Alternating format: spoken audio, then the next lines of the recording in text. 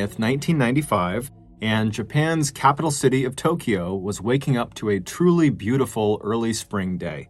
By the end of the month, the city's famous cherry blossom trees would be in bloom, attracting thousands of visitors and residents to the cherry blossom festivals that would pop up in half a dozen places throughout what is the largest urban center in the world.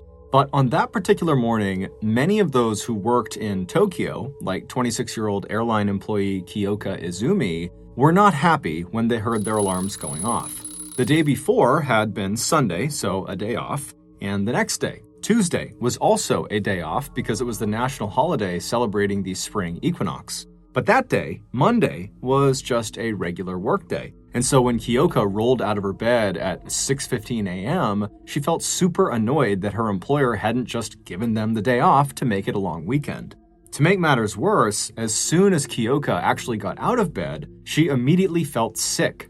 Nothing major, but she just felt groggy and a little out of it. And she briefly thought about calling out of work, and considering how uninspired she already felt about working that day, the option sounded like a pretty good one. But ultimately, she decided to suck it up and head in with the rest of her coworkers. After all, Kyoka did like her job. She found working for the airline industry was far more exciting than her previous job was, which had been working for one of Japan's major train companies, Japan Railway. And she figured getting up and moving around might actually make her feel better. So instead of going back to sleep, Kyoka headed for the shower, then she got dressed and downed her usual quick cup of coffee. Then she headed out the door and began speedwalking to the closest subway station. Once she got there, she would catch the first of 3 trains that would take her from her home in northwest Tokyo to her office in the southeastern part of Japan's capital. As Kyoka walked, the last of the light purple plum blossoms that always bloomed at the end of February reminded her again of tomorrow's spring holiday. Her spirits lifting, she glanced at the time, and despite getting a slower than usual start that morning, she'd left the house at about 7:50 a.m., she still was on track to get to her office right before the day began at 8:30. A few minutes later, Kyoka got to the entrance of the local train station. She was lucky because the timing of her daily commute meant that she always missed the absolute height of Tokyo's morning rush hour, where the subways would get so crowded with people, subway attendants in uniforms and caps literally pushed people and their bags into the train cars just so the doors could close. But even at its most crowded, and the Tokyo subway carried more than twice as many riders as the New York City subway, Tokyo actually has one of the safest, most efficient subway systems in the world. Walk into a Tokyo subway at any hour of the day, and you will not see people sleeping on benches or warming up on top of heating grates. You won't see trash, you won't see graffiti. It will be pristine. The same subway attendants who push people onto the trains also spend a large amount of their time patrolling the subway to pick up trash and make sure everything is always spotless. Kyoka turned off the sidewalk and headed down the stairs into the less than crowded subway station below. She swiped her train pass and then stepped through the turnstile out onto the train platform. A few minutes later, the first train she would take arrived, and she stepped on board and she grabbed a seat near the doors. The doors shut a few moments later, and off the train went, rumbling into the dark tunnel ahead. 5 stops later, Kyoka stepped off of that train and walked across to the other side of the station platform, where she stood idly waiting to catch the next train. A few minutes later, that train would arrive. It was train A725K, and it pulled into the station right in front of her. This train would take her all the way to Government Center, which is right in the center of Tokyo, and is one of the busiest train stations in all of Japan. When the doors of train A725K opened, Kyoka stepped aboard and once again felt lucky she was missing rush hour, because the train, it was crowded, but not so crowded that pushers would be required to get everyone on board. Most of the seats were taken, but Kyoka could see a clearing towards the front of the car where she'd be able to stand. And so as she began walking in that direction, she nodded to a few familiar faces but didn't have any conversations with anyone. Tokyo subway etiquette included never littering, not making any commotion, and not talking too loudly, or really at all. And this morning, that suited Kyoka just fine. She really did not feel like talking anyway. When she reached the clearing in the front of the car, she grabbed onto a handrail above her head, and she watched as the doors closed, and then she felt the train begin to lurch forward. When Kyoka left that morning, she had hoped her morning commute would wake her up and make her feel better, but as she stood there on this second train, A725K, she couldn't help but notice that she actually was starting to feel worse. As this train slowly rumbled on in the darkness, Kyoka closed her eyes and took a deep breath in to try to reduce the nausea that was starting to come on. But as her lungs filled, she suddenly felt this excruciating pain in her chest. It was so blindingly painful and so sudden that she instinctively let go of the handrail and grabbed at her chest with both of her hands, almost causing her to fall over, given the fact that the train was moving. She breathed out forcibly and then gagged as if the air she had just inhaled was the source of the pain, but even with her lungs now empty, her chest still ached. But just as quickly as the pain had started, it stopped. And when it did, she fumbled again for the handrail above her head, and once she had a firm grasp on it and she was steady on her feet, she told herself that, that pain had probably just been connected to stress, as her grandfather had passed away recently, and she was very upset about that, and so she was thinking, okay, that could be why. Or maybe it was connected to her just not feeling very good that morning to begin with. Maybe this is just her being sick. But after she was able to kind of talk herself down and convince herself that this was not a big deal, something else registered to her, which was she had just grabbed at her chest and started gagging, and very obviously it just kind of made this scene. People are going to be staring at her and wondering now if she's okay. And so Kyoka starts to feel super embarrassed as she's still kind of looking down, and she's imagining that when she looks up, there's going to be all these commuters staring at her, waiting to see, is she okay or not?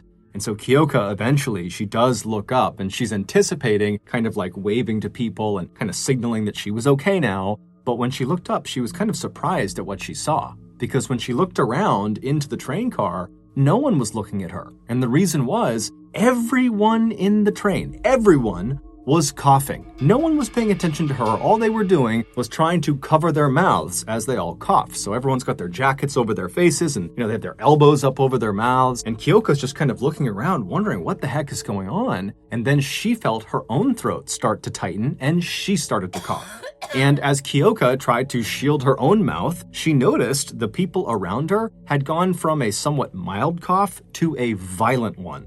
Some people were coughing so aggressively they could not catch their breath, and you could see panic on their faces as they don't know what to do. They're not able to breathe. But despite this totally insane coughing phenomenon that was taking place on board this train car, the train just rumbled on and continued making all of its scheduled stops. And as new commuters clambered on board, they too began to cough. By the time the train pulled into Government Center, Kyoka's stop, virtually everyone was now violently coughing and keeled over. People had given up trying to shield their mouths at this point. It was just too out of control. And by now, basically everyone had decided they were just going to get off the train, whether Government Center was their stop or not. And so there was a throng of people that were kind of pressed up against the doors, waiting for the doors to open. And so when the train finally did come to a full stop and the doors opened up, a wave of coughing commuters rushed out onto the station platform, the sound of their hacking and gagging filling the air. And so Kyoka, she was towards the back of this group of people leaving the train. And as she was leaving, right as she's about to go out of the train doors, she glances down the length of the train car she is in, and she sees some of the passengers are pointing at something on the ground while yelling for subway attendants to come have a look. But Kyoka, from where she was standing, she couldn't see what they were pointing at, and because she wanted fresh air so badly, she was not about to stay on the train to figure out what it is. And so Kyoka, she gets off of the train, and as soon as she does, even though she is still coughing, as is everybody else around her, her mind is entirely focused on hustling over to the stairs that will bring her downstairs to the final train platform where she will catch the final third train that will bring her on her way to work. Because at this point, even though she has no idea why everybody is coughing, Kyoka is only viewing this coughing fit as a nuisance, not as an emergency. But as Kyoka moved towards these stairs, she suddenly felt extremely nauseous, and she rushed into a nearby women's bathroom in case she needed to throw up. Once she was inside, she resisted the urge to vomit, and then she splashed some water on her face, and then after kind of composing herself, she headed back out onto the station platform, and still her mind is focused on just getting to work. And so she begins walking over to the stairs again. But she'd only gone maybe a few steps before an alarm sounded inside of the subway, and then a voice came over the subway intercom telling everyone to evacuate. Having worked for Japan Railways previously, Kyoka had been educated about this particular alarm that she was hearing. She was told it was never used for anything other than true emergencies, so she knew whatever was going on had to be bad. Right around the time that Kyoka was getting ready to leave for her daily commute to work, 48-year-old Ikuyo Hayashi was also getting ready for work. Hayashi was part of Japan's highly educated and financially successful super elite. He was a gifted and well-respected surgeon who was known for being extremely devoted to his patients.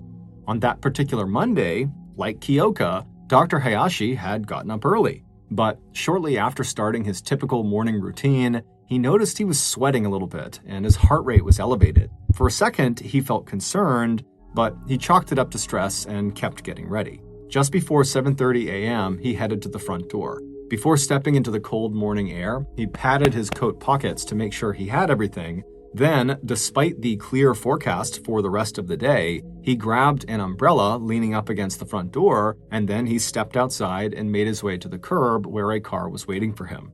Dr. Hayashi climbed into the back seat, and then after exchanging hellos with the driver, a 31-year-old named Tomomitsu Nimi, the two men headed for the station, where Dr. Hayashi would catch train A725K. But along the way, they made one stop at a local convenience store. Dr. Hayashi and Nimi got out of the car and went inside. Hayashi put a few odds and ends that he needed on the counter, and Nimi put a couple of newspapers on the counter as well. After Dr. Hayashi had paid for it all, the two men left the store together, they got back into the car, and by 7:48 a.m., Dr. Hayashi was stepping aboard the same compartment of train A725K as Kyoka. After dropping off the doctor and wishing him luck, Nimi had pulled away from the station entrance and headed straight for the train station located just 3 stops further down the line. As soon as he stepped on board train A725K, Dr. Hayashi reached up to adjust the gauze mask he was wearing over his nose and mouth. The mask was a fixture on the Tokyo subway, especially in the cold and flu season when passengers wore them to prevent the spread of germs in the crowded subway compartments. He moved over to an empty seat, and before sitting down, he patted his coat pockets again to make sure he had all of his things. And then as he sat down, he saw sitting across from him was a woman and what appeared to be her young daughter sitting next to her. The woman was looking down, avoiding eye contact, but the young girl was looking up with a smile on her face. She was just too young to realize staring was rude. The doctor smiled back at her, but then quickly looked away. A few seconds later, the doors of the train closed, and the car began rumbling down the tracks. 3 stops later, Dr. Hayashi stood up, but before he got off, he paused for a moment in front of his seat. As he stood there, he noticed the girl was staring at him again. He looked at her, but only for a second. Then, after patting his coat pockets for a 3rd time, he quickly strode out of the train car and onto the station platform. He moved quickly to a nearby trash can and pulled the mask off of his face and disposed of it. Then, forcing himself not to hurry, Dr. Hayashi climbed the steps to the street where Nimi, his driver, was waiting for him by the curb.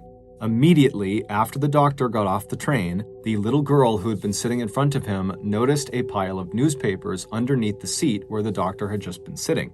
Even as a youngster, she knew littering was strictly forbidden, and she wondered if the doctor or someone else had left it there. As she stared at this newspaper, she noticed a wet spot starting to form in the center of it, like the paper was sitting on top of a liquid and it was starting to seep through. As she stared, her eyes began to water and then she began to cough. Her mother turned to see if her daughter was okay, but before she could offer the child any help or comfort, she too began to cough. And then, just a few feet away from them at the front of the car, Kyoka felt that sharp shooting pain in her chest and nearly fell over, and then she too started to cough. But despite all of the coughing, the train kept rumbling on, headed for Japan's government center, where 3 major subway lines all converged. And as commuters shuffled on and off of train A725K, they pushed the now soaking wet newspaper aside with the toes of their shoes. They also stepped in what looked like an oily residue around the wet newspapers, tracking it up and down the compartment and out onto the train platforms. When the train finally reached the government center and Kyoka got off along with most of the others, some of the passengers stayed on board to point out the wet newspapers to subway attendants on the platform, hoping they could come clean them up. After getting off of the train, Kyoka felt nauseous and rushed to the bathroom. Right before she walked into the women's room, she passed by 24-year-old subway attendant Masura Yuasa, who had just finished a 24-hour shift and was getting ready to go home. The pair didn't know each other and probably didn't even see each other when they passed, but before the day was over, they would be forever bound by tragedy.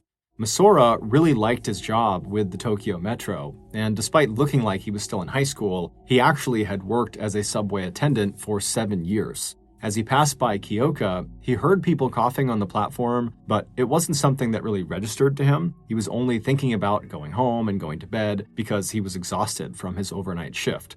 As he moved along the platform, he saw his chief suddenly coming out of an office with a mop in his hand. And so, intrigued, Masura asked him, what's up with the mop? And his chief would tell him that there had been some sort of liquid spill on one of the trains, and whatever it was had apparently been tracked all over the train, and now it was out all over the station platform, and so he needed to go and clean it up. Masura didn't actually need to help him. His shift was over, but he told his chief that he'd go along and he'd help out. So Masura and his chief walked together down the platform, and as they walked, they both started to notice that just about every commuter they passed was coughing. But neither Masura nor his chief addressed it, they just kept on walking. Eventually, they saw 3 of their fellow subway attendants straight ahead, standing in the middle of the platform. 2 of the men were holding in their hands the wet newspapers that had been inside train A725K, and a third man who was next to them was opening up a trash bag. And as the 2 men who were holding the newspaper were waiting for this bag to be opened, oily liquid seemed to be pouring off of the newspaper's edges onto the ground. And in fact, there was a long, oily trail on the ground from wherever these papers had been carried from all the way to that platform. And so as soon as Masura and the chief walked up in front of these 3, the chief noticed the huge oily puddle right underneath them, and he saw the trail, and so he got to work trying to mop up this oil all over the ground. And Masura, he didn't really have a job to do. He didn't have a mop, and he didn't have a bag or anything, so he just stood there watching. And as he stood there, it really started to sink in that virtually everyone on the platform now was violently coughing. And some people were even leaned up against the wall vomiting. And so Masura was so confused by what he was seeing, but before he could even ask his coworkers what was going on, his throat started to tighten up. And then right as Masura began coughing, he saw one of his coworkers collapse. It was the older man named Mr. Takahashi. He was the one who had had the plastic bag, which was now full of the wet newspapers. And right as Mr. Takahashi fell, to Masura, it felt like all hell had suddenly broken loose. He and the others who were around Mr. Takahashi rushed over to him to see if they could help him, and right as they're standing over him, loosening his tie and asking him if he is okay, the alarm goes off and the call over the intercom to evacuate comes out. Masura was just in shock, and for a second he just stood there frozen. But then he shook himself out of it and he ran for a phone on the wall that the subway staff would use. And he pushed the button that would call to the office that was upstairs, and when somebody picked up on the other line, Masura had to yell because of the alarm and all the coughing people and people screaming and panicking all around him. And so Masura was able to yell out into the phone that someone needed to bring a stretcher down to the platform he was on for Mr. Takahashi, who has collapsed, and someone needs to call an ambulance for Mr. Takahashi. And so after Masura communicates this over the phone, he hangs up and he runs back over to the crowd of his coworkers and Mr. Takahashi. And then just a minute later, a subway attendant comes charging down the stairs. He's got a stretcher in hand, and he, along with Masura and the other coworkers, they put Mr. Takahashi on this stretcher and they lift him up and they begin carefully moving him through this very panicked throng of commuters trying to evacuate that are coughing and vomiting. And so as they're moving, Masura, who's holding onto the stretcher, he turns back and he yells at the man who had come down with the stretcher. He says to him, "Hey, you called the ambulance. Where are they going to meet us?" Because upstairs, there were several exits out of Government Center. And so unless the ambulance knew where to pick them up, it would be nearly impossible to sync up with them. And so Masura's looking back at this coworker of his, waiting for an answer, but this coworker is staring at Masura with his eyes wide, totally glazed over. And then suddenly this guy just collapses to the ground. He lets go of the stretcher and falls to the ground and starts convulsing and shaking. And so Masura and the others put Mr. Takahashi down to deal with this new casualty. And as they did, Masura's chief, as well as the other two men who had been holding the newspapers, they begin to uncontrollably vomit. And so suddenly Masura is the only one who is not violently ill or in some way hurt.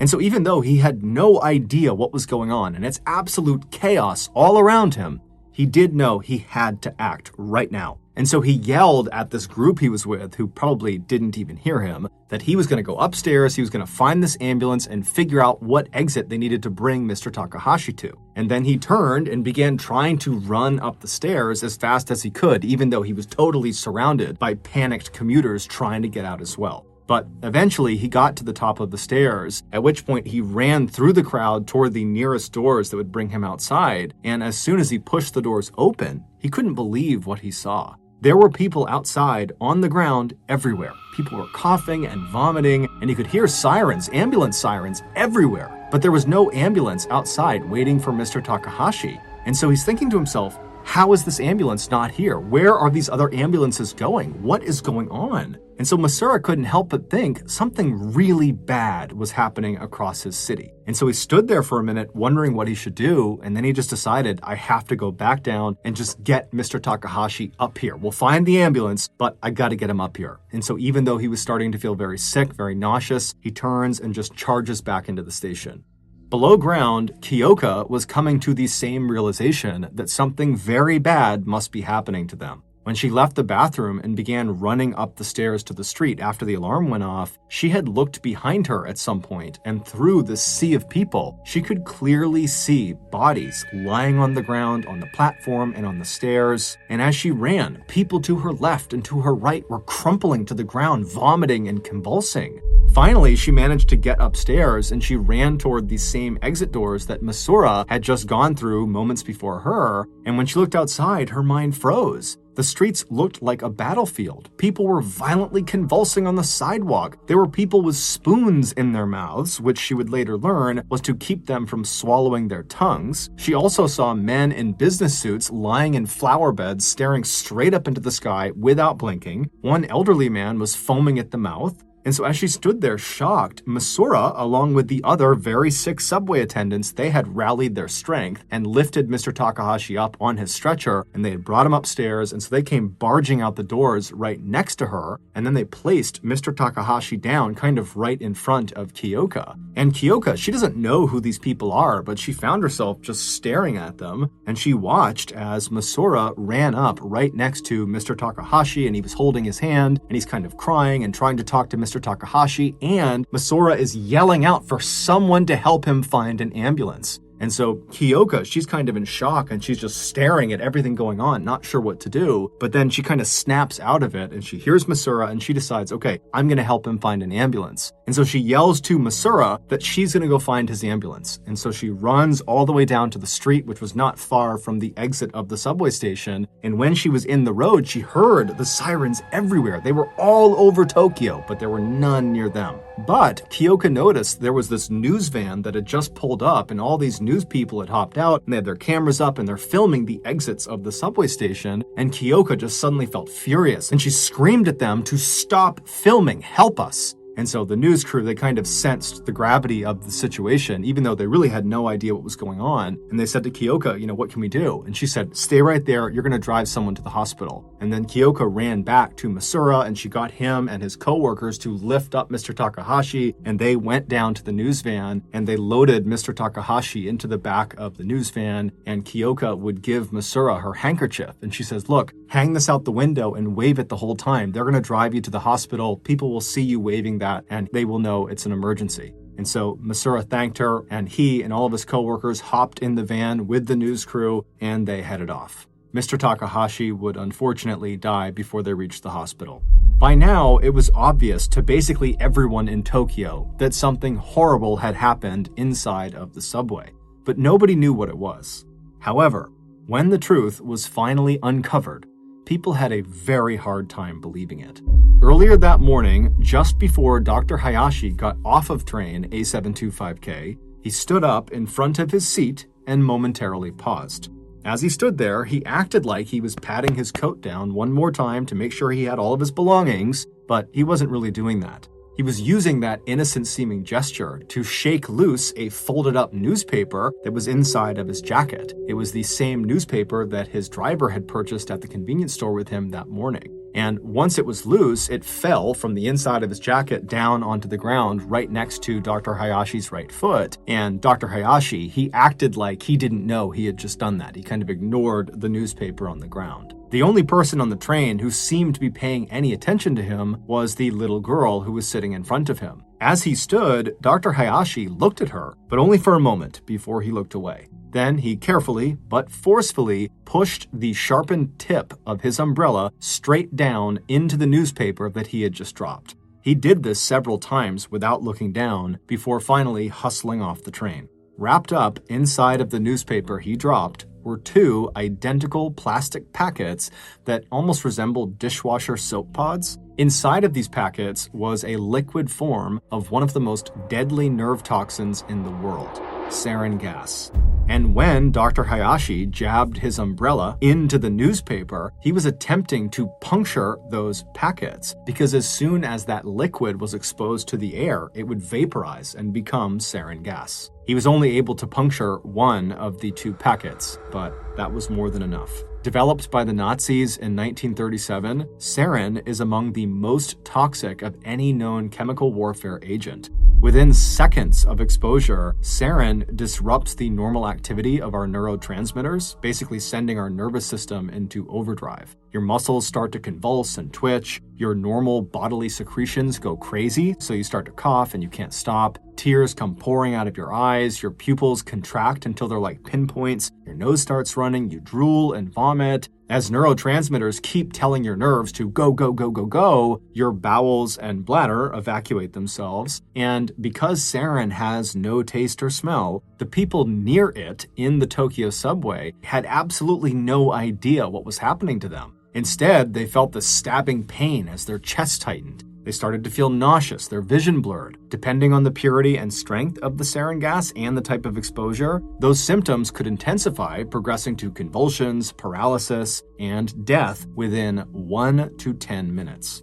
After fleeing the train and making it back to street level, Dr. Hayashi quickly got into the waiting car with Nimi, his driver, and the pair started driving west. Their next destination was a large swath of desolate land located near the foot of Mount Fuji, an active volcano about 65 miles outside of Tokyo. As soon as the car broke free of Tokyo traffic, Nimi started to speed up. Soon they both had a clear view of Mount Fuji, its peak covered in snow, and then about an hour later, the men had arrived at their destination. They pulled up to a collection of run-down-looking buildings surrounded by a high chain-link fence.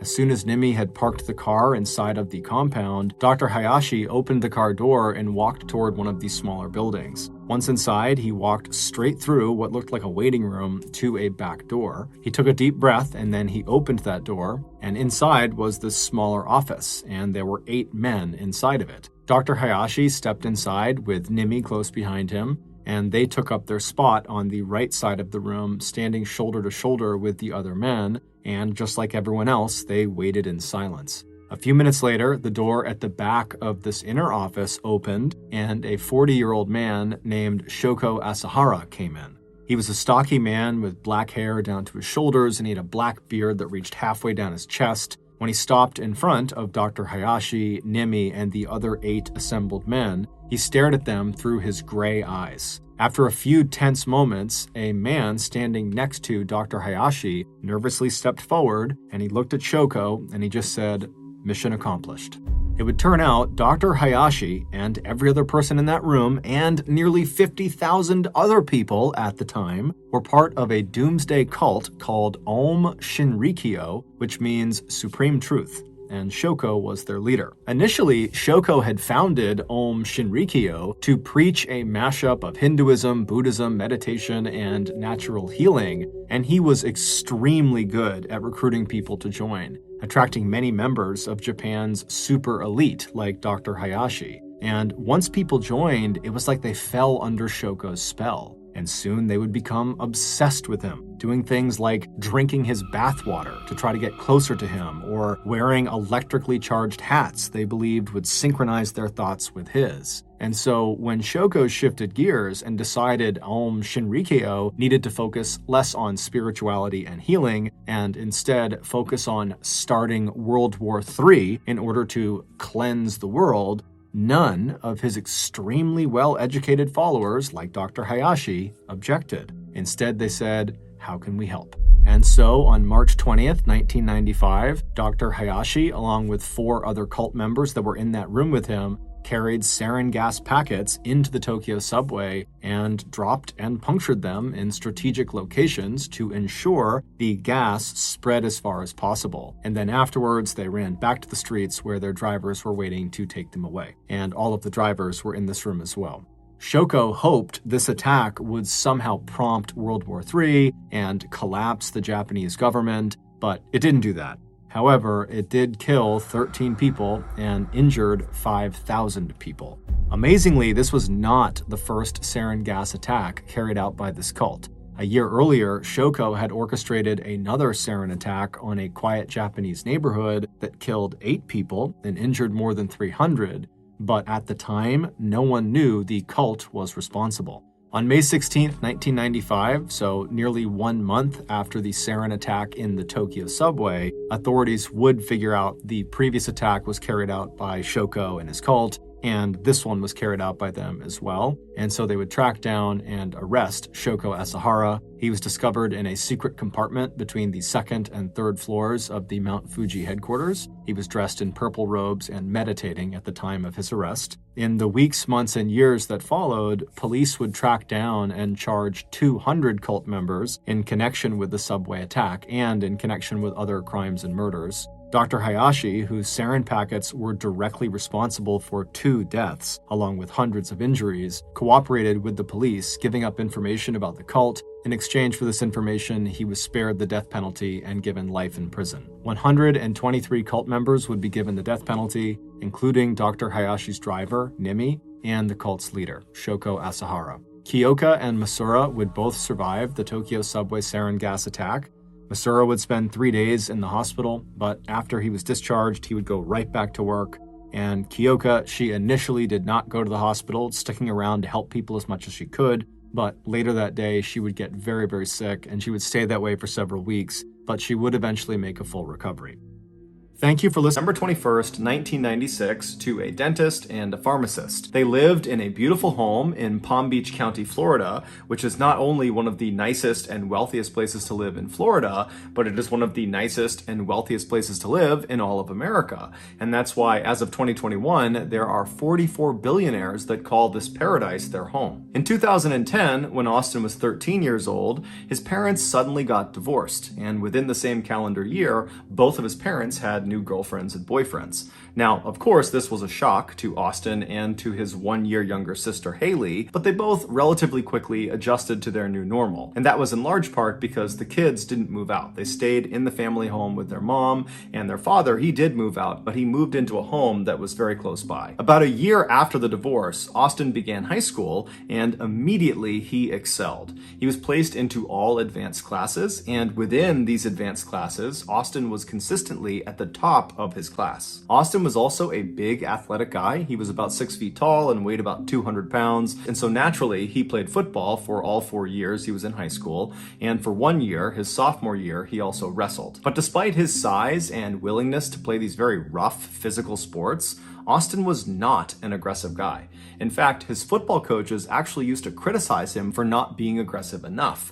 And on game days, they would try to make him mad in hopes that would inspire him to go out there and smash some people. But it really didn't work because Austin was Austin. He was just kind of a laid-back guy who was actually much more interested in helping people than smashing them. In fact, towards the end of high school, Austin became obsessed with trying to identify a career that would allow him to help the most people. And he was so passionate about this that when he spoke about it, a huge smile would kind of involuntarily appear on his face. And so because of this, and because of Austin's generally happy disposition, his father very lovingly began began referring to him as the happy boy. Shortly before Austin's graduation in 2015, he received a letter in the mail from Florida State University, and it was informing him he had been accepted into their 4-year pre-med program. Austin had settled on medicine as being his intended career path to help the most people, and so being accepted into this very prestigious program was like a best case scenario. And so Austin and his family were elated, and that summer that followed his high school graduation was totally charmed. Austin was on cloud nine. He spent a lot of time with his family and his friends, and then finally at the end of the summer, his family packed all of his stuff into the car and they drove 6 hours north to Tallahassee, where the Florida State campus was. They helped move him into his dorm, and then afterwards they gave him a big hug, said good luck, and they left. And I'm sure on their ride back, the family members thought to themselves, Austin is doing so great. He is not only ready for college, he is ready to be an adult. He's ready to live on his own and be responsible. And at the end of Austin's first year in college, that supposition about him ready to be an adult seemed to be accurate. Austin got excellent grades, he met a nice girlfriend, and even though he wasn't playing organized sports like football, he had found another athletic outlet in bodybuilding, and he had actually built a decent-sized social media presence around bodybuilding and fitness. But underneath all of this public success Austin was having that year,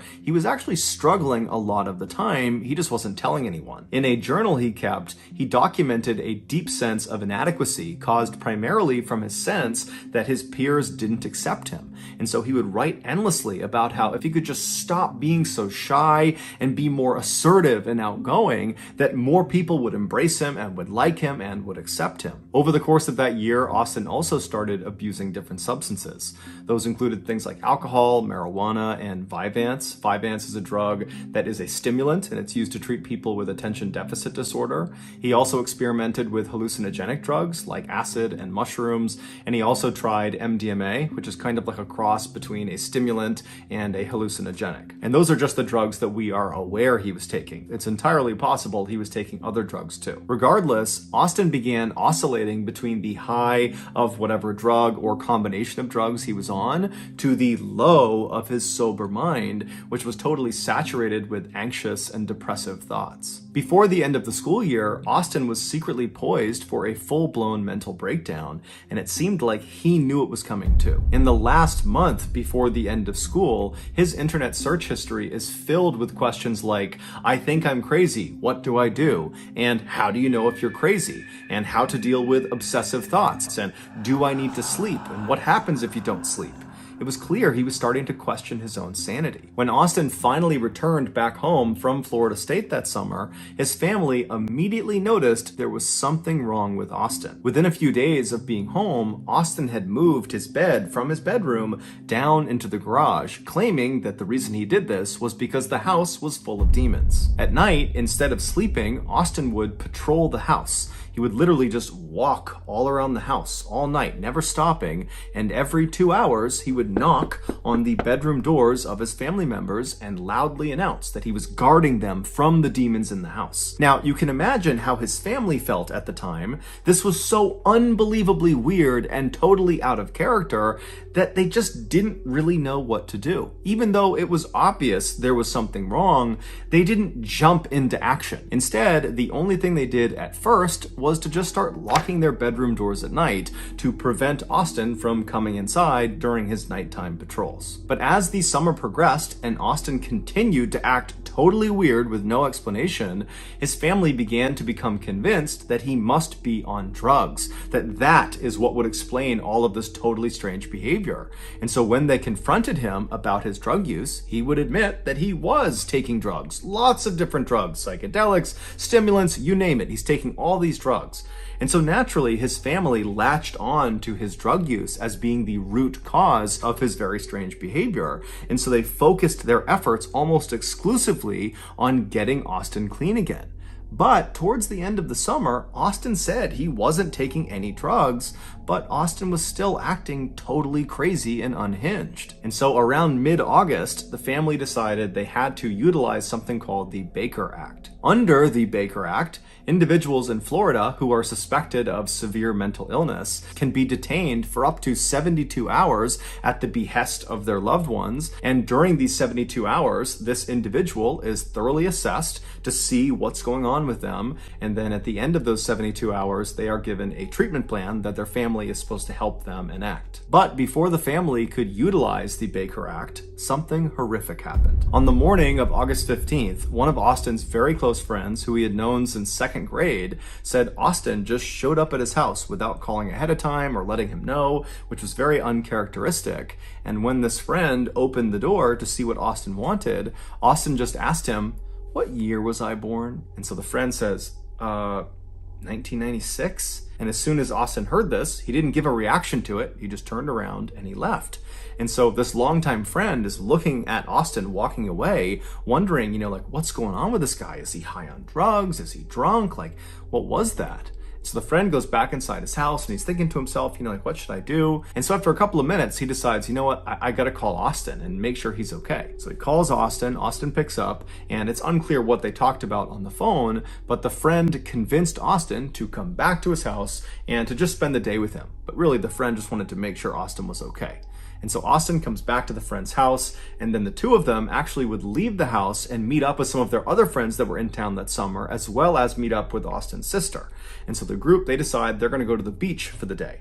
And on their walk to the beach, Austin tells the group that he just needs to get something at his house and that he will meet them down at the water. And so at this point, the group believes Austin is just fine. So they say, okay, yep, we'll meet you down there. And so Austin breaks off. He goes to his house. And when he goes back to the beach and meets up with his group of friends again, he's changed his outfit. He was now wearing this very thick, large football jersey. He was wearing long sweatpants that were also very thick. He had on 2 wristwatches and he had on sunglasses. And so as he walks down onto the beach, his friends look up at him, and it's super hot out and they're at the beach. So this is a totally weird outfit to have on. And immediately they start kind of giving him crap about his strange outfit choice. But Austin did not think it was funny at all. And at first he was quiet, but then he kind of lashed out and said, "If you tell me I'm crazy, I will kill you." And at this, his friends did not give him any more crap. Everyone just said, "Okay, man, hey, didn't mean anything by it, just giving you a hard time, no big deal." But Austin's like clearly worked up, and so his sister comes over to him and she's like, "Hey, calm down, it's okay, it's not a big deal." And during this conversation, Austin suddenly goes back to being normal again, and he turns to his sister and he says, "I'm actually half horse and I'm immortal." And his sister's like, "What? You really need to get professional help. You need to see a therapist or a psychologist or something. Something is wrong with you, and it's been wrong all summer. You need to get help." Now, apparently, Austin actually responded to this very positively. And he said, "I agree. There is something going on, and I do need to get help. You're right." And so after that, Austin and the rest of the group, they stayed at the beach for several hours. And then in the evening time, Austin, his sister, and Austin's very close friend, who was the guy that saw Austin in the morning when he asked, what year was I born, they all said they had to leave. And so the trio, they leave the beach and they head to Duffy's, which was a restaurant in town. And they were going there to meet up with Austin's father and his father's girlfriend. And so as they're getting to this restaurant, they're walking along the sidewalk, they're nearing this restaurant, when suddenly Austin turns to his sister and says, "Hey, I need to test out my immortality." And he just turns away from her, away from the sidewalk, towards traffic, and just starts walking into traffic like he's going to let a car hit him to test his immortality. And so his sister immediately was able to grab him and pulled him back onto the sidewalk, and then basically stood on the left side of him, preventing him from running out into traffic, and kind of pushed him along up the sidewalk right up to the front door of this restaurant. And when they got there, Austin had stopped trying to walk out into traffic. He was acting normal again. And it was there that the trio met up with Austin's father and his father's girlfriend, and the 5 of them went into Duffy's restaurant. It was about 7:45 p.m. when they got inside, and they were very quickly sat in the very back of the restaurant in this booth. And so there was a CCTV camera that watched them while they were inside this building. And so they're sitting at this booth, and about 3 minutes after having sat down, Austin gets up and walks away from the booth and walks as if he's going towards the bathroom, but then stops, doesn't go to the bathroom, turns around and walks back towards the front of the building, and then walks out the front doors, just leaves the restaurant altogether. Now, it's unclear if the rest of his family saw him do this. It doesn't seem like they did, but just a minute later, Austin comes back inside the restaurant and just walks right back to his table and sits down like nothing had ever happened. Less than 10 minutes later, Austin would get up again from his table, except this time, instead of feigning going to the bathroom, he just walks straight from his table right out the front doors of the restaurant and disappears. A couple minutes later, Austin's mother, who was not at dinner with them, she was at her home, which happened to be nearby this restaurant, she was home when she heard the sound of someone coming into her house. And so she went around to see who it was, and she found her son, Austin, in her kitchen drinking vegetable oil, and there was Parmesan cheese all over the counter that apparently he had been eating as well. And so she runs up to him and she grabs the vegetable oil and she puts it down and she tells him to stop, at which point Austin does stop. And then I guess Austin just went up to his room and he changed out of his clothes because perhaps he got oil all over his shirt. And then his mom just drove him back to the restaurant. And so she watched him get out of the car and she watched him go through the front door, and then she drove off. And so about 30 minutes after he left that second time, Austin walks through the front doors of the restaurant. He's got a different shirt on, different hat on, and he just walks to the back of the restaurant where his sister, his friend, and his father's girlfriend are, and he sits down like nothing had ever happened. At first, it looks like everyone at the table is just silent. But then Austin's father very clearly says something to Austin, and it seems kind of hostile. And it would turn out Austin's father, who loved his son, was just totally at a loss for what to do with him, and he said to Austin when he sat back down, "What is wrong with you?" And at this, Austin just stands up and presses his father's face back up against his seat, kind of pinning him there, and then at some point he just lets go, he leaves the booth, and he walks right out of the restaurant for a third time. Austin's friend, who was eating with them, he got up and kind of chased after Austin, but he was about 30 seconds behind him, and so by the time he got outside, he didn't know where Austin went, and so he quickly came back in the restaurant. He told the rest of the group he didn't know where Austin was, and so at this point, Austin's father's girlfriend would actually call the police and report Austin missing. They knew he was totally unhinged, and they didn't know where he was going to go, if he was a threat to himself or someone else, and so they figured they should just tell the police and have the police go find him. About 4 miles away from this restaurant, 53-year-old Michelle Mishcon was sitting in her garage watching TV. Normally, she would be joined by her husband, 59-year-old John Stevens, but he was out walking their dog. So for the time being, Michelle was alone. The couple had been married for roughly 20 years. They had 3 kids together from previous marriages, and they were just totally in love with each other. That garage was like their happy place. That was basically like their living room. They loved having the door wide open so they could wave to neighbors and flag people down to have a drink with them or just chat with them. They were just known to be a very happy, loving couple that were fun to be around. And according to their kids, they had both recently retired. John retired from his landscaping company that he owned, and Michelle retired from her financial advisory job. And the two of them were apparently both just really excited about retirement life. They were excited to spend more time together and go out with their friends and go out fishing on their boat with their dog, and then also spend as much time as they could just lounging back in their garage. John and Michelle's neighbor across the street was a middle-aged man named Jeff Fisher. Jeff was fairly close with the couple. He would usually watch their dogs anytime they went away, and he would often go in their garage and have a drink and just kind of hang out with them. And so this particular night, he was over in his house and he was going to bed early. So he laid down in his bed, he's getting ready to go to sleep, when he hears some strange sounds coming from outside his window across the street over near John and Michelle's property. And so Jeff sits up in his bed and kind of strains his ears to see what it was that he heard. And as he's trying to listen for some faint sound, he suddenly hears a blood-curdling scream, a woman's scream, coming from across the street. And so Jeff instantly leapt into action. He jumped out of his bed, he ran downstairs, and he ran out his front door, and he looked across the street, and he saw this unknown man, some young man that was slamming the car door of Michelle's car that was parked in her driveway, and he begins walking up the driveway, and at the top of the driveway, Jeff sees Michelle is standing in the garage, and she looks totally terrified, and she's facing this unknown young man.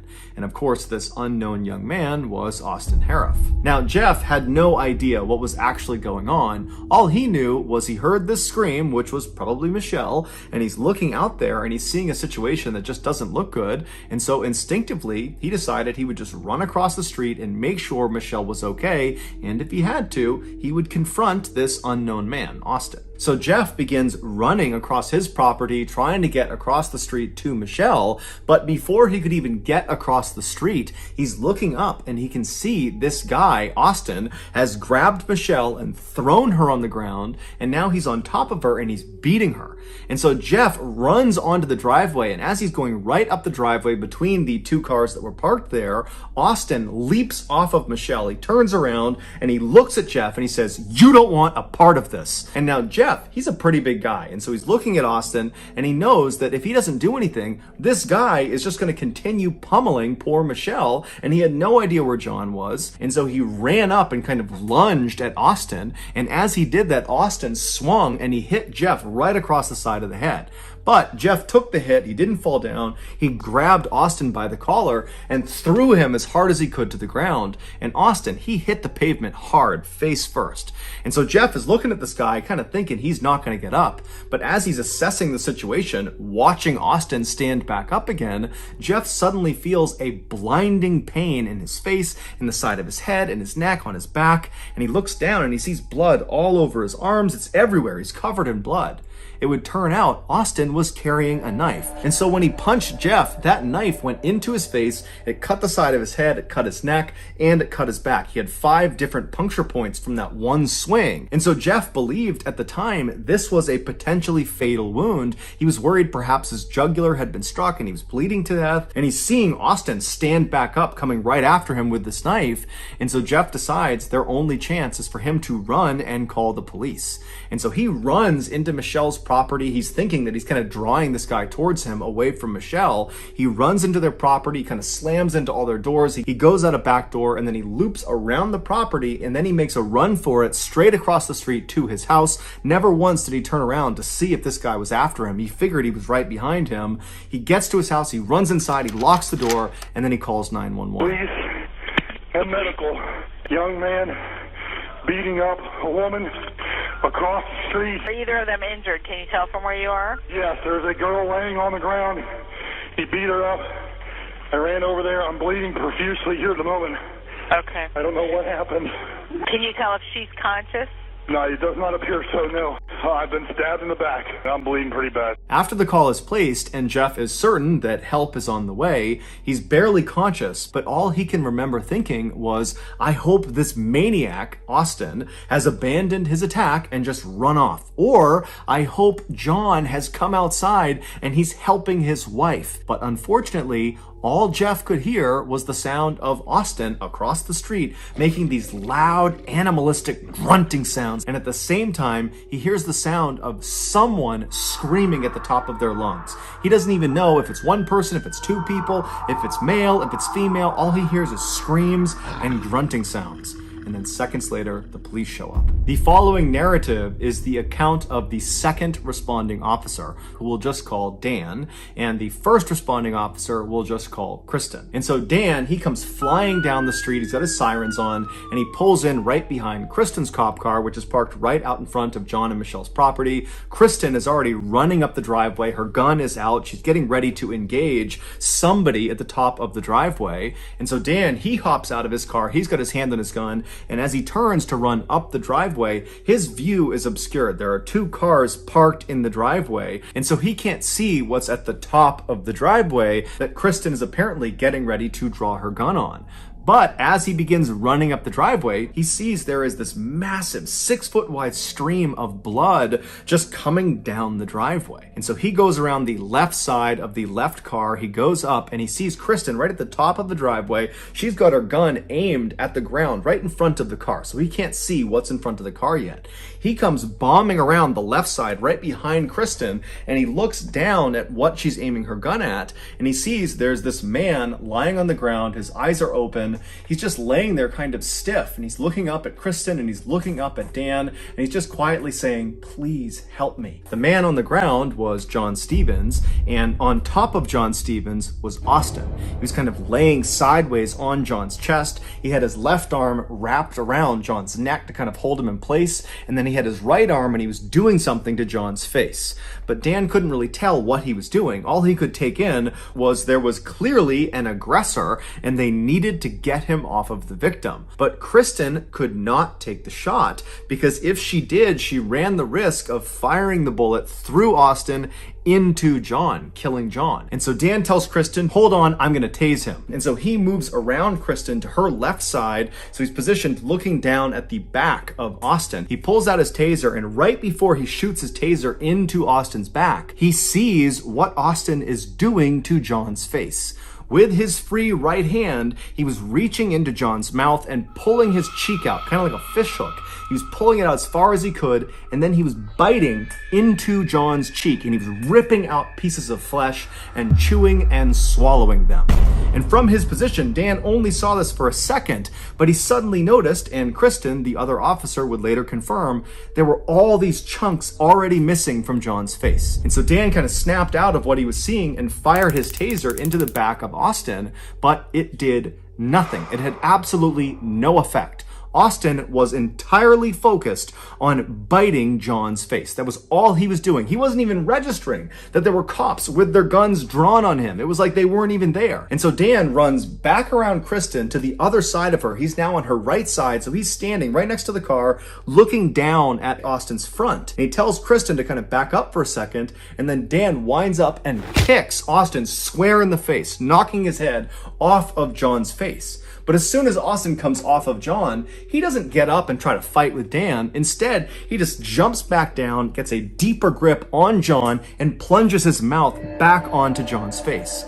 And so again, Dan winds up and boots Austin square in the face, knocking his head back. But again, he's totally unfazed. He doesn't want to attack the officers. He just wants to eat John's face. And so he goes right back down, gets a tighter grip. He goes back and he starts chewing on John's face again. And so Dan was just repeatedly kicking him in the face over and over and over again, right as another set of officers showed up, and they had a canine, they had a dog. And so they come flying up, they kind of see the situation, and Dan tells them, release the dog. And so sure enough, they release the canine. The canine clamps down on Austin's right arm, the arm that was fish hooking and kind of pulling John's face out. And the dog really got a good bite on his arm and yanked it away from John's face. But Austin just instantly ripped his arm back, doing severe damage to his arm from the dog's teeth, and just repositioned himself and went back to biting John's face. And so the dog, just as it was trained, did another bite. It grabbed back onto Austin's arm and it pulled it off of John's body. And so his arm is back like this again.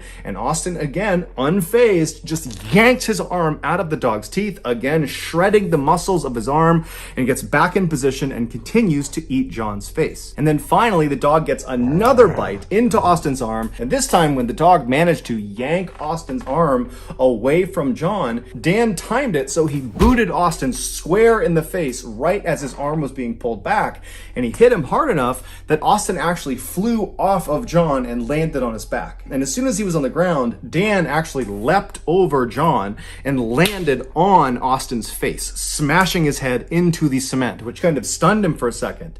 And as soon as he was stunned, Dan whipped out his handcuffs, threw it over one of Austin's wrists, and began pulling him by the handcuff up the driveway away from John. But as soon as he had some separation and Dan went to put the other handcuff on Austin, Austin began fighting back, and he looked up at Dan and he screamed, "Kill me! I'm eating humans! Kill me!" Dan didn't even know what to do, and so he's trying to put the other handcuff on him. The whole time Austin is screaming, "Kill me! Kill me!" And so other officers had to run in, and then finally, after 3 other officers came over, they were able to hold Austin down long enough to get both handcuffs on him. After Austin was finally restrained, the officers checked on the victims. They checked on Michelle, who was in the garage, and unfortunately she was deceased. She had died from blunt force trauma.